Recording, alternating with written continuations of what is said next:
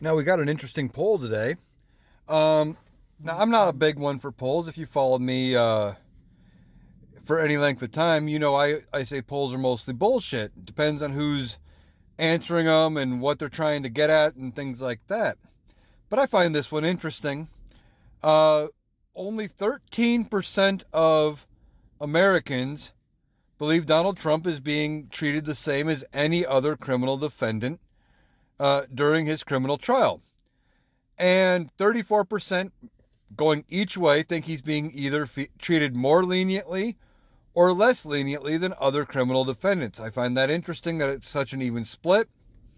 While 42% uh, overwhelmingly answered that, compared to the other answers, have said that they find his behavior during this trial inappropriate.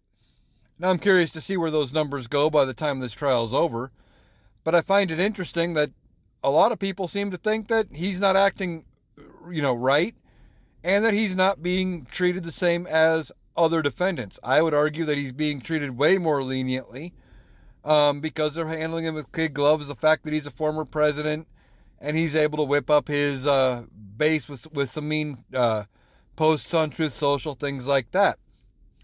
But I found that interesting. There was one other fact out of this poll that I also found very interesting, and that was that 25% of Trump supporters that answered this poll said if he is convicted, they will not support him. Now, that means 75% would still support him even if convicted, which is an alarming number. However, we know that Donald Trump's base is shrinking by the day, and he needs all of his base voting in his favor in order to win this election. So if 25% say that a conviction is going to mean they don't vote for him, well, that's the ball game, folks. He can't win. I don't think he's going to win anyway. He probably won't be the candidate by the time it's said and done. He'll be lucky if he's a free man by the time the election rolls around, in my opinion.